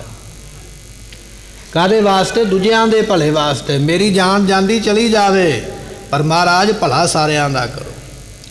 ਤੇ ਸਤਿਗੁਰੂ ਪਾਤਸ਼ਾਹ ਮਹਾਰਾਜ ਜੀਆਂ ਨੇ ਫਿਰ ਉਸ ਵੇਲੇ ਉਹਦੇ ਇਹ ਸੇਵਾ ਤੋਂ ਪ੍ਰਸੰਨ ਹੋ ਕੇ ਇਹ ਵਰ ਬਖਸ਼ਿਆ। ਤੇ ਮਹਾਰਾਜ ਸਾਹਿਬ ਜੀਆਂ ਨੇ ਉਹ ਜਿਹੜੇ ਸਿੰਘ ਉੱਥੇ ਲੜੇ ਸਨ ਨਾ, 40 ਸਿੰਘ ਸ਼ਹੀਦ ਹੋਏ, ਉਹਨਾਂ ਦਾ ਫਿਰ ਸੰਸਕਾਰ ਕਰਵਾਇਆ ਪਾਤਸ਼ਾਹ ਜੀਆਂ ਨੇ। ਉੱਥੇ ਮਹਾਰਾਜ ਜੀਆਂ ਨੇ ਸਰੋਵਰ ਲਵਾਇਆ, ਜਿਹੜਾ ਮੁਕਤਸਰ ਸਾਹਿਬ ਦੀ ਧਰਤੀ ਤੇ ਆਪਾਂ ਅੱਜ ਜਾਂਦੇ ਹਾਂ, ਦਰਸ਼ਨ ਕਰਦੇ ਹਾਂ। ਸਰੋਵਰ ਬਣਵਾ ਕੇ ਮਹਾਰਾਜ ਜੀਆਂ ਦਾ ਬਚਨ ਹੋਇਆ, ਕਹਿਣ ਲੱਗੇ ਜਿਹੜਾ ਇੱਥੇ ਜਪਜੀ ਸਾਹਿਬ ਦਾ ਪਾਠ ਕਰਕੇ ਇਸ਼ਨਾਨ ਕਰੇਗਾ ਉਸ ਨੂੰ ਅਸੀਂ ਮੁਕਤੀ ਦੇ ਦਿਆਂਗੇ, ਉਹ ਮੁਕਤ ਹੋ ਜਾਏਗਾ। ਇੱਕ ਵਾਰੀ ਆਖੀਏ ਸਤਨਾਮ ਸ੍ਰੀ ਵਾਹਿਗੁਰੂ। ਐਸਾ ਵਰ ਮਹਾਰਾਜ ਜੀਆਂ ਨੇ ਬਖਸ਼ਿਆ, ਉਹਦਾ ਨਾਮ ਹੀ ਰੱਖ ਦਿੱਤਾ ਮੁਕਤ ਸਰ, ਮੁਕਤੀ ਦਾ ਸਰੋਵਰ। ਸਰ ਨਾਮ ਸਰੋਵਰ ਦਾ ਹੀ ਹੈ। ਜਿਹੜਾ ਇੱਥੇ ਜਪਜੀ ਸਾਹਿਬ ਦਾ ਪਾਠ ਕਰੇਗਾ, ਇਸ਼ਨਾਨ ਕਰੇਗਾ, ਉਹ ਮੁਕਤ ਹੋ ਜਾਏਗਾ। ਇਹ ਵਰ ਮਹਾਰਾਜ ਜੀਆਂ ਨੇ ਬਖਸ਼ਿਆ। ਇਹ ਜਿਹੜਾ ਦਿਹਾੜਾ ਹੈ ਇਹ ਗਰਮੀ ਦੇ ਵਿੱਚ ਜੰਗ ਹੋਇਆ। ਗਰਮੀ ਵਿੱਚ ਇਹ ਸਾਰਾ ਇਤਿਹਾਸ ਆਪਾਂ ਸਰਵਣ ਕਰ ਰਹੇ ਹਾਂ, ਪਰ ਗੁਰੂ ਖਾਲਸਾ ਨੇ ਉਸ ਵੇਲੇ, ਗੁਰੂ ਪੰਥ ਨੇ ਇਕੱਠੇ ਹੋ ਕੇ ਫਿਰ ਸਲਾਹ ਕੀਤੀ ਵੀ ਗਰਮੀ ਦੇ ਦਿਨਾਂ ਦੇ ਵਿੱਚ ਮਾਲਵੇ ਦੀ ਧਰਤੀ ਤੇ ਪਾਣੀ ਲੱਭਣਾ ਉਸ ਵੇਲੇ ਬੜਾ ਔਖਾ ਸੀ। ਪਾਣੀ ਦੀ ਜ਼ਰੂਰਤ ਸੰਗਤ ਵਾਸਤੇ ਬੜੀ ਹੈ, ਇਸ ਕਰਕੇ ਉਸ ਦਿਨ ਨੂੰ ਬਦਲ ਕੇ 1 ਮਾਘ ਦਾ ਦਿਹਾੜਾ ਰੱਖ ਦਿੱਤਾ ਵੀ 1 ਮਾਘ ਨੂੰ ਠੰਡ ਹੁੰਦੀ ਹੈ, ਉਦੋਂ ਸੰਗਤਾਂ ਇੱਥੇ ਆ ਕੇ ਮੇਲਾ ਮਨਾਇਆ ਕਰਨਗੇ। ਇਸ ਤਰ੍ਹਾਂ ਇਹ ਜਿਹੜਾ ਅੱਜ ਦਾ ਇਤਿਹਾਸ ਹੈ ਮੁਕਤਸਰ ਮਾਘੀ ਮੇਲੇ ਦਾ ਆਪਾਂ ਸਰਵਣ ਕਰ ਰਹੇ ਹਾਂ। ਸਤਿਗੁਰੂ ਪਾਤਸ਼ਾਹ ਮਹਾਰਾਜ ਕਹਿਣ ਲੱਗੇ ਭਾਈ ਜਿਨ੍ਹਾਂ ਨੇ ਨਾਮ ਨੂੰ ਧਿਆਇਆ, ਜਿਨ੍ਹਾਂ ਨੇ ਨਾਮ ਨੂੰ ਜਪਿਆ, ਉਹ ਐਸੇ ਗੁਰਮੁਖ ਬਣ ਜਾਂਦੇ, ਜਦੋਂ ਲੋੜ ਪੈਂਦੀ ਹੈ ਨਾ, ਸਮਾਂ ਪੈਂਦਾ, ਆਪਣੇ ਪ੍ਰਾਣਾਂ ਤੱਕ ਦਾ ਦਾਨ ਦੇ ਦਿੰਦੇ। ਗੁਰੂ ਕੇ ਸਿੱਖ ਆਪਣੀ ਕਮਾਈ ਦੇ ਵਿੱਚੋਂ ਦਾਨ ਦੇ ਦਿੰਦੇ। ਐਸੀ ਉਹਨਾਂ ਦੇ ਉੱਪਰ ਚੜ੍ਹਦੀ ਕਲਾ ਹੁੰਦੀ ਹੈ। ਜਨਮ ਕਰਮ ਮਲ ਉਤਰੈ ਮਨ ਤੇ ਜਾਏ ਗੁਮਾਨ। ਇਹ ਜਿਹੜੀ ਜਨਮਾਂ ਜਨਮਾਂ ਦੀ ਕਰਮਾਂ ਦੀ ਮੈਲ ਲੱਗੀ ਹੋਈ ਹੈ। ਕਰਮ ਸਾਡੇ ਇੱਕ ਯੁੱਗ ਦਾ ਨਹੀਂ ਹੈ ਜਾਂ ਇੱਕ ਦਾ ਜਨਮ ਦਾ ਨਹੀਂ ਹੈ। ਮਹਾਰਾਜ ਜੀਆਂ ਦਾ ਬਚਨ ਹੈ, ਜਨਮ ਜਨਮ ਕੀ ਇਸ ਮਨ ਕੋ ਮਲ ਲਾਗੀ। ਇੱਕ ਜਨਮ ਨਹੀਂ, ਕਈ ਜਨਮਾਂ ਦੇ ਕੀਤੇ ਹੋਏ ਪਾਪਾਂ ਦੀ ਮੈਲ ਇਸ ਮਨ ਨੂੰ ਲੱਗੀ ਹੋਈ ਹੈ। ਜੇਤਾ ਸਮੁੰਦ ਸਾਗਰ ਨੀਰ ਭਰਿਆ ਤੇਤੇ ਅਵਗੁਣ, ਹਮਾਰੇ ਦਇਆ ਕਰੋ ਕਿਛ ਮੇਰੂ ਪਾਵੋ ਡੁੱਬਦੇ ਪੱਥਰ। ਐਸੇ ਨੇ ਮਹਾਰਾਜ ਜੀ, ਸਾਡੇ ਕੋਲ ਪਤਾ ਨਹੀਂ ਕਿੰਨੇ ਜਨਮਾਂ ਦੇ ਕੀਤੇ ਹੋਏ ਪਾਪਾਂ ਕਰਕੇ ਸਾਡਾ ਮਨ ਮੈਲਾ ਹੋ ਗਿਆ। ਉਹ ਜਿਹੜੇ ਕਰਮ ਨੇ ਉਹਨਾਂ ਨੂੰ ਭੋਗਣਾ ਪੈਂਦਾ ਹੈ। ਵਿਦਵਾਨਾਂ ਨੇ 3 ਤਰ੍ਹਾਂ ਦੇ ਕਰਮ ਲਿਖੇ ਨੇ ਗ੍ਰੰਥਾਂ ਦੇ ਵਿੱਚ। ਇੱਕ ਹਨ ਸੰਚਿਤ ਕਰਮ। ਸੰਚਿਤ ਕਰਮ ਉਹ ਨੇ ਜਿਹੜੇ ਅਸੀਂ ਕੰਮ ਕਰ ਕਰਕੇ ਇਕੱਠੇ ਕੀਤੇ। ਜਿੰਨੇ ਅਸੀਂ ਰੋਜ਼ ਪਾਪ ਜਾਂ ਪੁੰਨ ਕਰਦੇ ਉਹ ਇਕੱਠੇ ਹੁੰਦੇ ਨੇ, ਉਹਨਾਂ ਨੂੰ ਸੰਚਿਤ ਕਰਮ ਆਖਿਆ ਜਾਂਦਾ। ਦੂਜੇ ਹੁੰਦੇ ਨੇ ਪਰਾਰਬਧ ਕਰਮ, ਜੋ ਅਸੀਂ ਦੁੱਖ ਤੇ ਸੁੱਖ ਭੋਗਦੇ ਪਏ ਹਾਂ, ਸਾਨੂੰ ਦੁੱਖ ਜਾਂ ਸੁੱਖ ਆ ਰਿਹਾ, ਇਹਨਾਂ ਨੂੰ ਪਰਾਰਬਧ ਕਰਮ ਆਖਿਆ ਜਾਂਦਾ ਕਿ ਜੋ ਕਰਮਾਂ ਦੇ ਵਿੱਚ ਲਿਖਿਆ ਹੋਇਆ ਸਾਨੂੰ ਮਿਲਿਆ। ਮਹਾਰਾਜ ਕਹਿਣ ਲੱਗੇ ਜਨਮ ਕਰਮ ਮਲ ਉਤਰੈ। ਜਨਮਾਂ ਜਨਮਾਂ ਦੇ ਕਰਮਾਂ ਦੀ ਮੈਲ ਉਤਰ ਜਾਏਗੀ। ਮਨ ਤੇ ਜਾਏ ਗੁਮਾਨ, ਮਨ ਤੋਂ ਹੰਕਾਰ ਵੀ ਚਲਾ ਜਾਏਗਾ ਤੇਰਾ ਹੰਕਾਰ ਵੀ ਮਨ ਦਾ ਦੂਰ ਹੋ ਜਾਂਦਾ ਹੈ। ਕਾਮ ਕ੍ਰੋਧ ਨ ਮੋਹੀਐ ਬਿਨਸੈ ਲੋਭ ਸੁਆਨ। ਸਤਿਗੁਰੂ ਪਾਤਸ਼ਾਹ ਕਿਰਪਾ ਕਰਦੇ ਨੇ, ਫਿਰ ਕਾਮ ਤੋਂ ਆਪਣੇ ਸਿੱਖ ਨੂੰ ਬਚਾ ਲੈਂਦੇ ਨੇ, ਕ੍ਰੋਧ ਤੇ ਆਪਣੇ ਸਿੱਖ ਨੂੰ ਬਚਾ ਲੈਂਦੇ ਨੇ, ਮੋਹ ਤੋਂ ਬਚਾ ਲੈਂਦੇ, ਅਤੇ ਇਸੇ ਤਰ੍ਹਾਂ ਲੋਭ ਤੋਂ ਵੀ ਗੁਰੂ ਕਿਰਪਾ ਕਰਕੇ ਬਚਾ ਲੈਂਦਾ। ਗੁਰੂ ਸਮਰੱਥ ਹੋਏ ਨਾ। ਆਪਾਂ ਬਚਨ ਪੜ੍ਹਦੇ ਆ ਨਾ, ਕਾਮ ਕ੍ਰੋਧ ਨਗਰ ਬਹੁ ਭਰਿਆ ਮਿਲ ਸਾਧੂ ਖੰਡਲ ਖੰਡਾ ਹੈ। ਇਹ ਜਿਹੜਾ ਸਾਡਾ ਸਰੀਰ ਹੈ ਨਾ, ਕਾਮ ਕ੍ਰੋਧ ਲੋਭ ਮੋਹ ਹੰਕਾਰ ਦੇ ਨਾਲ ਭਰਿਆ ਹੋਇਆ, ਪਰ ਸਾਧੂ ਨੇ ਧੰਨ ਗੁਰੂ ਰਾਮਦਾਸ ਪਾਤਸ਼ਾਹ, ਗੁਰੂ ਗ੍ਰੰਥ ਸਾਹਿਬ ਪਾਤਸ਼ਾਹ ਜੀ, ਇਹਨਾਂ ਦੇ ਨਾਲ ਮਿਲ ਕੇ ਉਸ ਭਰੇ ਹੋਏ ਕਾਮ ਕ੍ਰੋਧ ਨੂੰ ਅਸੀਂ ਖੰਡ ਖੰਡ ਕਰ ਸਕਦੇ ਹਾਂ, ਦੂਰ ਕਰ ਸਕਦੇ। ਐਸੀ ਸਮਰੱਥਾ ਸਤਿਗੁਰੂ ਸਾਨੂੰ ਬਖਸ਼ਿਸ਼ ਕਰ ਦਿੰਦੇ। ਮਹਾਰਾਜ ਜੀਆਂ ਦਾ ਬਚਨ ਹੈ, ਕਹਿਣ ਲੱਗੇ ਕਾਮ ਕ੍ਰੋਧ ਨਾ ਮੋਹੀਐ ਬਿਨਸੈ ਲੋਭ ਸੁਆਨ। ਇਹ ਲੋਭ ਦਾ ਕੁੱਤਾ ਵੀ ਮਰ ਜਾਂਦਾ, ਜਿਹੜਾ ਹਰ ਵੇਲੇ ਅੰਦਰ ਭੌਂਕਦਾ ਰਹਿੰਦਾ, ਹਰ ਵੇਲੇ ਲੋਭ ਦੀ ਤ੍ਰਿਸ਼ਨਾ ਬਣੀ ਰਹਿੰਦੀ ਹੈ। ਸਤਿਗੁਰੂ ਇਸ ਨੂੰ ਦੂਰ ਕਰ ਦਿੰਦੇ ਹਨ। ਸੱਚੇ ਮਾਰਗ ਚਲਦਿਆਂ ਉਸਤਤ ਕਰੇ ਜਹਾਨ। ਸਤਿਗੁਰੂ ਪਾਤਸ਼ਾਹ ਕਹਿਣ ਲੱਗੇ, ਜਿਹੜੇ ਸੱਚ ਦੇ ਮਾਰਗ ਤੇ ਚੱਲੇ ਨੇ, ਸੱਚ ਤੇ ਮਾਰਗ ਤੇ ਚੱਲਣਾ ਤੇ ਬੜਾ ਔਖਾ ਹੈ, ਪਰ ਜਿਹੜੇ ਚੱਲੇ ਨੇ ਉਹਨਾਂ ਦੀ ਵਡਿਆਈ ਸਾਰਾ ਸੰਸਾਰ ਕਰਦਾ ਹੈ। ਜਿਵੇਂ ਗੁਰੂ ਨਾਨਕ ਸਾਹਿਬ ਪਾਤਸ਼ਾਹ ਨੇ ਬਾਬਰ ਨੂੰ ਆਖਿਆ ਸੀ, ਬਾਬਰ ਤੂੰ ਬਾਬਰ ਨਹੀਂ, ਤੂੰ ਜਾਬਰ ਹੈ। ਇਹ ਸੱਚ ਕਹਿਣਾ ਹਰੇਕ ਦੇ ਵੱਸ ਦੀ ਗੱਲ ਨਹੀਂ ਹੈ। ਸੱਚ ਦੇ ਮਾਰਗ ਤੇ ਚੱਲੇ ਗੁਰੂ ਨਾਨਕ ਸਾਹਿਬ ਪਾਤਸ਼ਾਹ ਨੇ ਬਚਨ ਆਖੇ ਨੇ, ਜਿਹੜੇ ਅੱਜ ਵੀ ਸੱਚ ਦੇ ਰਾਹ ਤੇ ਚੱਲੇ ਉਹਨਾਂ ਦੀ ਵਡਿਆਈ ਸੰਸਾਰ ਕਰਦਾ ਹੈ। ਤੇ ਸੱਚ ਦੇ ਰਾਹ ਤੇ ਚੱਲੇ ਨੇ ਧੰਨ ਗੁਰੂ ਅਰਜਨ ਦੇਵ ਪਾਤਸ਼ਾਹ ਮਹਾਰਾਜ ਜੀ। ਗੁਰਮੁਖੋ ਅੱਜ ਦੇ ਦਿਨ ਗੁਰੂ ਅਰਜਨ ਦੇਵ ਮਹਾਰਾਜ ਜੀਆਂ ਨੇ ਪਵਿੱਤਰ ਅੰਮ੍ਰਿਤਸਰ ਦੀ ਧਰਤੀ ਤੇ ਸ੍ਰੀ ਹਰਿਮੰਦਰ ਸਾਹਿਬ ਦੀ ਨੀਂਹ ਜਿਹੜੀ ਹੈ ਨਾ, ਮਹਾਰਾਜ ਜੀਆਂ ਨੇ ਇੱਕ ਮਾਘ ਨੂੰ ਰੱਖੀ ਹੈ। ਅੱਜ ਉਹ ਵੀ ਮਹਾਰਾਜ ਜੀਆਂ ਦਾ ਪਵਿੱਤਰ ਦਿਹਾੜਾ ਹੈ। ਅੱਜ ਦੇ ਦਿਨ ਮਹਾਰਾਜ ਜੀਆਂ ਨੇ ਅੰਮ੍ਰਿਤਸਰ ਦੀ ਧਰਤੀ ਤੇ ਕਈ ਸਾਧੂ ਸੰਤਾਂ ਨੂੰ, ਰੱਬ ਦੇ ਨਾਮ ਲੈਣ ਵਾਲਿਆਂ ਨੂੰ ਬੁਲਾਇਆ, ਜਿੱਥੇ ਕਈ ਧਰਮਾਂ ਦੇ ਔਰ ਕਈ ਜਿਹੜੇ ਸਨ ਧਰਮਾਂ ਦੇ ਔਰ ਕਈ ਤਰ੍ਹਾਂ ਦੇ ਕਈ ਧਰਮਾਂ ਦੇ ਲੋਕ ਅਤੇ ਕਈ ਜਾਤਾਂ ਦੇ ਲੋਕ ਜਿਹੜੇ ਸਨ ਸ੍ਰੀ ਅੰਮ੍ਰਿਤਸਰ ਦੀ ਧਰਤੀ ਤੇ ਇਕੱਠੇ ਹੋਏ। ਉਸ ਵੇਲੇ ਮਹਾਰਾਜ ਜੀਆਂ ਨੇ ਸਾਧੂਆਂ ਨੂੰ ਮਾਣ ਦੇਣ ਵਾਸਤੇ ਸਾਈਂ ਮੀਆਂ ਮੀਰ ਜਿਹੜੇ ਸਨ, ਇਸਲਾਮ ਧਰਮ ਦੇ ਬੜੇ ਵੱਡੇ ਪਵਿੱਤਰ ਆਤਮਾ ਸਨ, ਬੜੀ ਬੰਦਗੀ ਵਾਲੀ ਰੂਹ ਸਨ। 6ਵੇਂ ਪਾਤਸ਼ਾਹ ਮਹਾਰਾਜ ਜੀਆਂ ਦੇ ਕੋਲ ਵੀ ਸਾਈਂ ਮੀਆਂ ਮੀਰ ਜੀ ਆਉਂਦੇ ਰਹੇ। ਮਹਾਰਾਜ ਜੀ ਉਸ ਨੂੰ ਮਾਣ ਦੇਣ ਵਾਸਤੇ, ਵਡਿਆਈ ਦੇਣ ਵਾਸਤੇ ਕਹਿਣ ਲੱਗੇ, ਹਰਿਮੰਦਰ ਸਾਹਿਬ ਦੀ ਨੀਂਹ ਆਪ ਜੀ ਕਿਰਪਾ ਕਰਕੇ ਰੱਖੋ। ਤੇ ਉਸ ਵੇਲੇ ਸਾਈਂ ਮੀਆਂ ਮੀਰ ਜੀਆਂ ਨੇ ਹੱਥ ਜੋੜ ਕੇ ਬੇਨਤੀ ਕੀਤੀ, ਮਹਾਰਾਜ ਤੁਹਾਡੇ ਹੁੰਦਿਆਂ ਜੇ ਇਹ ਸੇਵਾ ਅਸੀਂ ਕਰੀਏ ਤੇ ਸ਼ੋਭਾ ਵਾਲੀ ਗੱਲ ਨਹੀਂ ਹੈ। ਤੁਸੀਂ ਸਾਨੂੰ ਕਹਿ ਦਿੱਤਾ ਹੈ, ਸਾਡੇ ਵਾਸਤੇ ਇੰਨੀ ਬੜੀ ਮਾਣ ਦੀ ਗੱਲ ਹੈ। ਸਾਡੇ ਵਾਸਤੇ ਇਹੋ ਹੀ ਬੜਾ ਵੱਡਾ ਮਾਣ ਹੈ ਜੋ ਤੁਸੀਂ ਸਾਨੂੰ ਇਹ ਸੇਵਾ ਦੇ ਵਾਸਤੇ ਚੁਣਿਆ ਜਾਂ ਇੰਨੇ ਜੋਗਾ ਸਮਝਿਆ। ਪਰ ਕਿਰਪਾ ਕਰੋ ਇਹ ਸੇਵਾ ਆਪ ਕਰੋ, ਆਪਣੇ ਹੱਥਾਂ ਦੇ ਨਾਲ ਆਪ ਜੀ ਨੀਂਹ ਪੱਥਰ ਰੱਖੋ, ਅਸੀਂ ਆਪ ਜੀ ਦੀ ਸੇਵਾ ਵਿੱਚ ਰਹੀਏ। ਗੁਰੂ ਅਰਜਨ ਦੇਵ ਮਹਾਰਾਜ ਜੀਆਂ ਨੇ ਉਸ ਵੇਲੇ ਗੁਰੂ ਨਾਨਕ ਸਾਹਿਬ ਪਾਤਸ਼ਾਹ ਦੇ ਚਰਨਾਂ ਵਿੱਚ ਅਰਦਾਸ ਕਰਕੇ, ਬੇਨਤੀ ਕਰਕੇ ਸੰਗਤਾਂ ਇਕੱਠੀਆਂ ਹੋਈਆਂ, ਕੜਾਹ ਪ੍ਰਸਾਦ ਦੀ ਦੇਗ ਬਣੀ ਹੈ। ਤੇ ਪਾਤਸ਼ਾਹ ਜੀਆਂ ਨੂੰ ਉਸ ਵੇਲੇ ਫਿਰ ਨੀਂਹ ਪੱਥਰ ਜਿਹੜਾ ਸ੍ਰੀ ਹਰਿਮੰਦਰ ਸਾਹਿਬ ਦਾ ਰੱਖਿਆ। ਮਹਾਰਾਜ ਜੀਆਂ ਦੇ ਬਚਨ ਹਨ, ਸੰਤਾਂ ਕੇ ਕਾਰਜ ਆਪ ਖਲੋਆ, ਹਰ ਕੰਮ ਕਰਾਵਨ ਆਇਆ ਰਾਮ, ਧਰਤ ਸੁਹਾਵੀ ਤਾਲ ਸੁਹਾਵਾ, ਵਿੱਚ ਅੰਮ੍ਰਿਤ ਜਲ ਛਾਇਆ ਰਾਮ। ਇਹ ਬਚਨ ਗੁਰੂ ਅਰਜਨ ਸਾਹਿਬ ਜੀਆਂ ਨੇ ਉਸ ਵੇਲੇ ਬਖਸ਼ਿਸ਼ ਕੀਤੇ। ਸ੍ਰੀ ਹਰਿਮੰਦਰ ਸਾਹਿਬ ਦੀ ਰਚਨਾ ਕਰਾਈ ਕਿਉਂਕਿ ਗੁਰੂ ਰਾਮਦਾਸ ਪਾਤਸ਼ਾਹ ਦੇ ਬਚਨ ਸਨ ਗੁਰੂ ਅਰਜਨ ਸਾਹਿਬ ਜੀਆਂ ਨੂੰ ਕਿ ਪੁੱਤਰ ਦੋ ਕੰਮ ਜ਼ਰੂਰ ਕਰਨੇ ਨੇ। ਪਹਿਲਾ ਕੰਮ ਇਹ ਹੈ ਕਿ ਸ੍ਰੀ ਹਰਿਮੰਦਰ ਸਾਹਿਬ ਨੂੰ ਮੁਕੰਮਲ ਕਰਨਾ ਹੈ, ਅੰਮ੍ਰਿਤ ਸਰੋਵਰ ਨੂੰ ਪੱਕਿਆਂ ਕਰਨਾ ਹੈ। ਤੇ ਦੂਜਾ ਕੰਮ ਇਹ ਹੈ ਵੀ ਗੁਰੂ ਗ੍ਰੰਥ ਸਾਹਿਬ ਦੀ ਬਾਣੀ ਦਾ ਸਰੂਪ ਤਿਆਰ ਕਰਨਾ। ਇਹ ਦੋ ਡਿਊਟੀਆਂ ਤੁਹਾਡੇ ਜ਼ਿੰਮੇ ਨੇ, ਤੁਸੀਂ ਪੂਰੀਆਂ ਕਰਨੀਆਂ। ਗੁਰੂ ਰਾਮਦਾਸ ਮਹਾਰਾਜ ਜੀਆਂ ਦਾ ਹੁਕਮ ਮੰਨ ਕੇ ਗੁਰੂ ਅਰਜਨ ਸਾਹਿਬ ਜੀਆਂ ਨੇ ਫਿਰ ਗੁਰੂ ਗ੍ਰੰਥ ਸਾਹਿਬ ਦੀ ਬਾਣੀ ਦਾ ਸਰੂਪ ਵੀ ਤਿਆਰ ਕਰਵਾਇਆ। ਸ੍ਰੀ ਹਰਿਮੰਦਰ ਸਾਹਿਬ ਦੀ ਨੀਂਹ ਵੀ ਰੱਖੀ ਔਰ ਅੰਮ੍ਰਿਤ ਸਰੋਵਰ ਨੂੰ ਮਹਾਰਾਜ ਨੇ ਪੱਕਿਆਂ ਕਰਵਾਇਆ। ਤੇ ਪਰ ਮਹਾਰਾਜ ਕਹਿਣ ਲੱਗੇ, ਭਾਈ ਜਿਹੜੇ ਸੱਚ ਦੇ ਮਾਰਗ ਤੇ ਚੱਲੇ ਨੇ, ਸੱਚ ਦੇ ਰਸਤੇ ਤੇ ਚੱਲੇ ਨੇ, ਉਹਨਾਂ ਦੀ ਉਸਤਤ ਸਾਰਾ ਸੰਸਾਰ ਕਰਦਾ ਹੈ। ਬਾਦਸ਼ਾਹ ਜਹਾਂਗੀਰ ਵਾਰ-ਵਾਰ ਕਹਿੰਦਾ, ਮਹਾਰਾਜ ਗੁਰੂ ਗ੍ਰੰਥ ਸਾਹਿਬ ਦੇ ਉੱਪਰ ਮੇਰੇ ਦਸਤਖਤ ਕਰਵਾਓ, ਜਾਂ ਗੁਰੂ ਗ੍ਰੰਥ ਸਾਹਿਬ ਦੇ ਵਿੱਚ ਮੇਰਾ ਨਾਂ ਲਿਖੋ ਵੀ ਮੇਰੇ ਰਾਜ ਦੇ ਵਿੱਚ ਤੁਸੀਂ ਗ੍ਰੰਥ ਬਣਾਇਆ, ਮੇਰੇ ਉੱਪਰ ਸਾਈਨ ਹੋਣੇ ਚਾਹੀਦੇ, ਮੇਰੀ ਮੋਹਰ ਲੱਗਣੀ ਚਾਹੀਦੀ ਹੈ, ਕਿਉਂਕਿ ਰਹਿੰਦੀ ਦੁਨੀਆ ਤੱਕ ਤੁਹਾਡਾ ਗ੍ਰੰਥ ਰਹੇਗਾ, ਮੇਰਾ ਨਾਮ ਵੀ ਨਾਲ ਰਹੇਗਾ ਵੀ ਮੇਰੇ ਰਾਜ ਵਿੱਚ ਇਹ ਤਿਆਰ ਹੋਇਆ।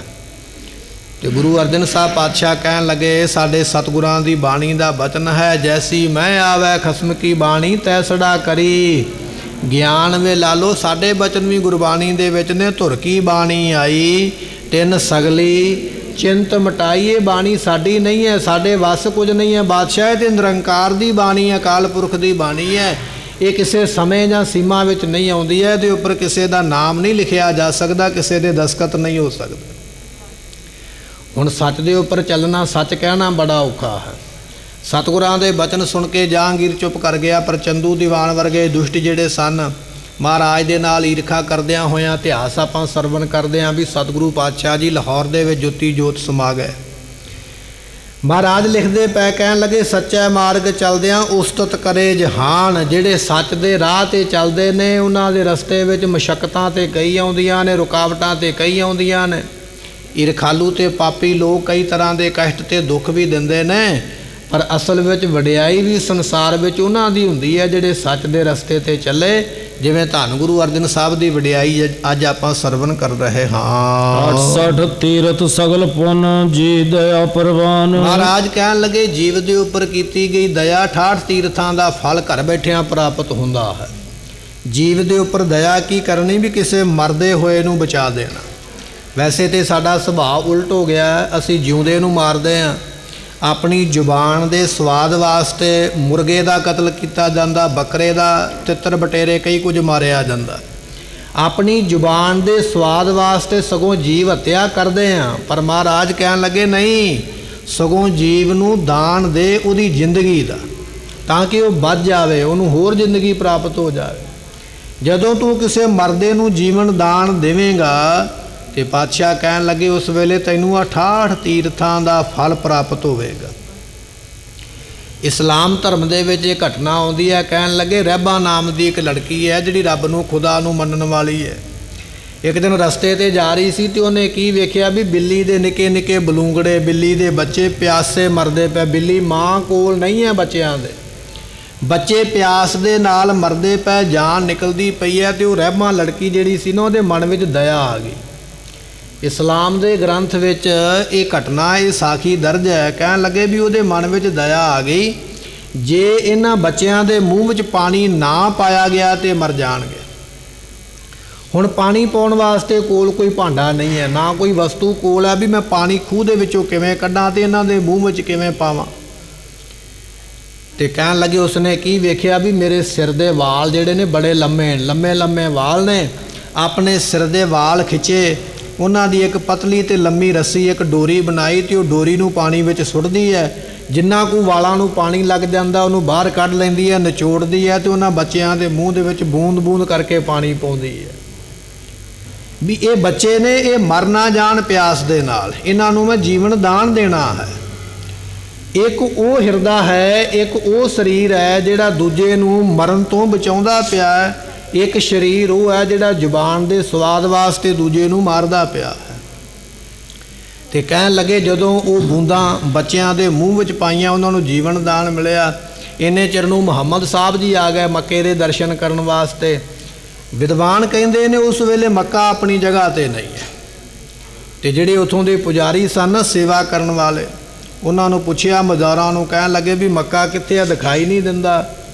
ਉਹ ਕਹਿਣ ਲੱਗੇ ਮੱਕਾ ਇੱਥੇ ਨਹੀਂ, ਇੱਥੋਂ 60 ਕੋਹ ਦੀ ਦੂਰੀ 'ਤੇ ਇੱਕ ਰਹਿਬਾ ਨਾਂ ਦੀ ਲੜਕੀ ਜਿਹੜੀ ਹੈ ਉਹ ਬੱਚਿਆਂ ਨੂੰ, ਬਿੱਲੀ ਦੇ ਬੱਚਿਆਂ ਨੂੰ ਪਾਣੀ ਪਿਲਾਉਂਦੀ ਪਈ ਹੈ।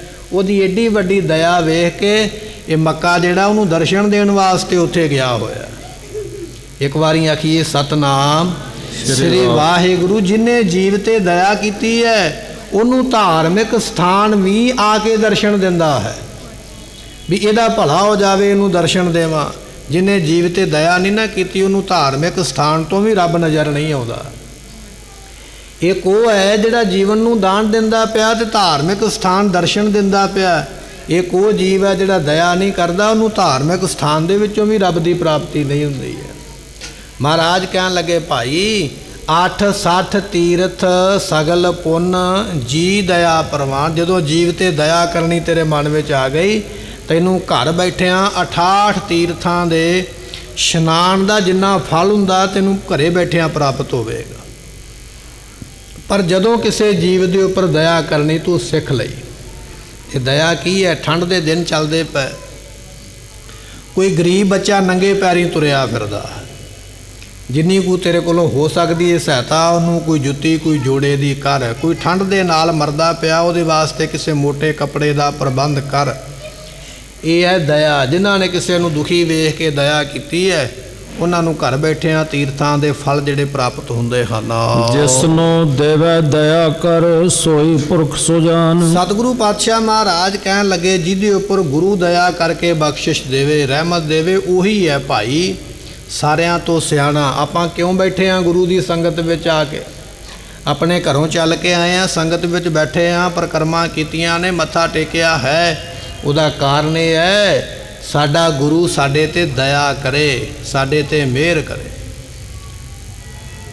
ਉਹਦੇ ਮਨ ਵਿੱਚ ਸਾਡੇ ਪ੍ਰਤੀ ਤਰਸ ਆ ਜਾਵੇ। ਤਰਸ ਪਿਆ ਮਿਹਰਾਮਤ ਹੋਈ ਸਤਿਗੁਰ ਸੱਜਣ ਮਿਲਿਆ, ਨਾਨਕ ਨਾਮ ਮਿਲੇ ਤਾਂ ਜੀਵਾਂ ਤਨ ਮਨ ਥੀਵੈ ਹਰਿਆ। ਇਹ ਆਪਾਂ ਬਚਨ ਪੜ੍ਹਦੇ ਹਾਂ। ਜਦੋਂ ਗੁਰੂ ਨੂੰ ਸਾਡੇ ਤੇ ਤਰਸ ਆ ਗਿਆ ਨਾ, ਉਦੋਂ ਫਿਰ ਸਾਡੇ ਵੱਲ ਉਹਨੇ ਜਦੋਂ ਤੱਕਣਾ ਨਾ, ਕਿਰਪਾ ਕਟਾਖ ਅਵਲੋਕਨ ਕੀਨੋ ਦਾਸ ਕਾ ਦੁੱਖ ਵਿਦਾਰੇ। ਜਦੋਂ ਤੱਕ ਲਿਆ ਨਾ ਸਾਡੇ ਤੇ ਤਰਸ ਕਰਕੇ, ਸਾਰੇ ਦੁੱਖ ਉਸੇ ਵੇਲੇ ਕੱਟੇ ਜਾਣਗੇ, ਬਿਮਾਰੀਆਂ ਉਸੇ ਵੇਲੇ ਕੱਟੀਆਂ ਜਾਣਗੇ। ਮਹਾਰਾਜ ਜੀਆਂ ਦਾ ਬਚਨ ਹੈ, ਕਹਿਣ ਲੱਗੇ ਜਿਸ ਨੂੰ ਦੇਵੇ ਦਇਆ ਕਰ, ਜਿਹਦੇ ਉੱਪਰ ਉਹ ਦਇਆ ਕਰੇ ਪ੍ਰਾਪਤੀ ਉਹਨੂੰ ਹੁੰਦੀ ਹੈ, ਉਹਦੀ ਦਇਆ ਬਿਨਾਂ ਪ੍ਰਾਪਤੀ ਨਹੀਂ ਹੁੰਦੀ ਹੈ।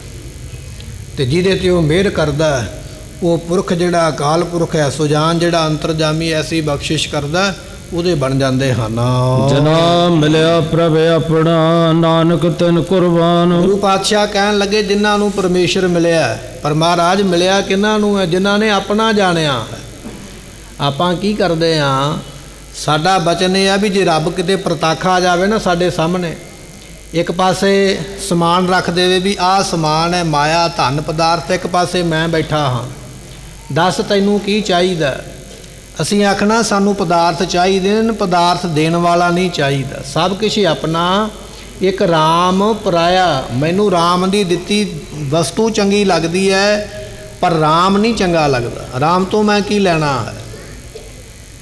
ਦੁਆਪਰ ਯੁੱਗ ਦੇ ਵਿੱਚ ਇੱਕ ਘਟਨਾ, ਬੜਾ ਵੱਡਾ ਜੰਗ ਜਿਸ ਨੂੰ ਮਹਾਭਾਰਤ ਦਾ ਜੰਗ ਆਖਿਆ ਜਾਂਦਾ, ਕੁਰੂਕਸ਼ੇਤਰ ਦੀ ਧਰਤੀ 'ਤੇ ਲੜਿਆ ਗਿਆ। ਕਹਿਣ ਲੱਗੇ ਜੰਗ ਤੋਂ ਪਹਿਲਾਂ ਜੰਗ ਦੀਆਂ ਤਿਆਰੀਆਂ ਸ਼ੁਰੂ ਹੋ ਗਈਆਂ। ਪਾਂਡਵਾਂ ਨੇ ਆਪਣੇ ਵਾਲੇ ਪਾਸੇ ਰਾਜਿਆਂ ਨੂੰ ਬੁਲਾ ਲਿਆ ਜਿੰਨੇ ਮਿੱਤਰ ਸਨ, ਅਤੇ ਕੌਰਵਾਂ ਨੇ ਆਪਣੇ ਵਾਲੇ ਪਾਸੇ ਬੁਲਾ ਲਿਆ। ਜਦੋਂ ਦੋਨਾਂ ਪਾਸੇ ਸਾਰੇ ਰਾਜੇ ਬੁਲਾ ਲਏ ਨਾ, ਵੇਖਿਆ ਵੀ ਹੁਣ ਕੋਈ ਰਾਜਾ ਨਹੀਂ ਰਹਿ ਗਿਆ, ਅਤੇ ਉਸ ਵੇਲੇ ਸਲਾਹ ਹੋਈ। ਕਹਿਣ ਲੱਗੇ ਭਗਵਾਨ ਕ੍ਰਿਸ਼ਨ ਨਹੀਂ ਆਏ ਫੌਜ ਲੈ ਕੇ, ਉਹਨਾਂ ਕੋਲ ਫੌਜ ਬੜੀ ਵੱਡੀ ਹੈ, ਅਤੇ ਆਪਾਂ ਉਹਨਾਂ ਨੂੰ ਆਪਣੇ ਨਾਲ ਮਿਲਾਈਏ। ਜਿੱਧਰ ਬੰਨੇ ਉਹਨਾਂ ਦੀ ਫੌਜ ਹੋਵੇਗੀ ਨਾ ਉਹ ਜੰਗ ਵਿੱਚ ਜਿੱਤ ਜਾਏਗਾ, ਜਿੱਧਰ ਨਾ ਹੋਈ ਉਹ ਹਾਰ ਜਾਏਗਾ। ਹੁਣ ਉਸ ਵੇਲੇ ਪਾਂਡਵਾਂ ਨੇ ਕੀ ਕੀਤਾ? ਇਤਿਹਾਸ ਦੀ ਘਟਨਾ ਕਹਿਣ ਲੱਗੇ ਵੀ ਅਰਜਨ ਨੂੰ ਭੇਜਿਆ, ਕਿਉਂਕਿ ਅਰਜਨ ਦੇ ਨਾਲ ਕ੍ਰਿਸ਼ਨ ਜੀ ਪ੍ਰੇਮ ਕਰਦੇ ਸਨ। ਉਹਨਾਂ ਨੂੰ ਭੇਜਿਆ ਵੀ ਜਾਓ ਤੁਸੀਂ ਜਾ ਕੇ ਉਹਨਾਂ ਨੂੰ ਬੇਨਤੀ ਕਰੋ ਵੀ ਸਾਨੂੰ ਫੌਜ ਦਿੱਤੀ ਜਾਵੇ। ਅਰਜਨ ਜੀ ਗਏ। ਕਹਿਣ ਲੱਗੇ ਉਸ ਵੇਲੇ ਭਗਵਾਨ ਕ੍ਰਿਸ਼ਨ ਜੀ ਸੁੱਤੇ ਪਏ ਸਨ ਆਪਣੇ ਪਲੰਘੇ ਦੇ ਉੱਪਰ, ਅਤੇ ਉਹਨਾਂ ਨੇ ਜਾ ਕੇ ਮੱਥਾ ਟੇਕਿਆ। ਮੱਥਾ ਟੇਕ ਕੇ ਅਤੇ ਹੱਥ ਜੋੜ ਕੇ ਪੈਰਾਂ ਵਾਲੇ ਪਾਸੇ ਖੜਾ ਹੋ ਗਿਆ। ਮਨ ਵਿੱਚ ਸੋਚਿਆ ਵੀ ਇਹਨਾਂ ਨੂੰ ਮੈਂ ਠਾਵਾਂ ਨਾ, ਆਪੇ ਉੱਠਣਗੇ ਅਤੇ ਮੈਂ ਬੇਨਤੀ ਕਰਾਂਗਾ। ਪੈਰਾਂ ਵਾਲੇ ਪਾਸੇ ਖੜ ਗਿਆ ਹੱਥ ਜੋੜ ਕੇ। ਇੰਨੇ ਚਿਰ ਨੂੰ ਕੌਰਵਾਂ ਨੇ ਆਪਣਾ ਬੰਦਾ ਭੇਜਿਆ ਜਿਸ ਦਾ ਨਾਮ ਹੈ ਦੁਰਯੋਧਨ। ਦੁਰਯੋਧਨ ਨੂੰ ਭੇਜਿਆ ਵੀ ਤੂੰ ਵੀ ਜਾ, ਤੂੰ ਜਾ ਕੇ ਫੌਜ ਮੰਗ, ਆਪਣੇ ਵੱਲੇ ਫੌਜ ਆਵੇਗੀ ਆਪਾਂ ਜਿੱਤ ਜਾਵਾਂਗੇ। ਹੁਣ ਦੁਰਯੋਧਨ ਗਿਆ, ਉਹਦੇ ਮਨ ਵਿੱਚ ਮਾਣ ਹੈ ਵੀ ਮੈਂ ਰਾਜਾ। ਵੇਖਿਆ ਭਗਵਾਨ ਜੀ ਸੁੱਤੇ ਪਏ ਨੇ, ਠਾਇਆ ਉਹਨੇ ਵੀ ਨਹੀਂ।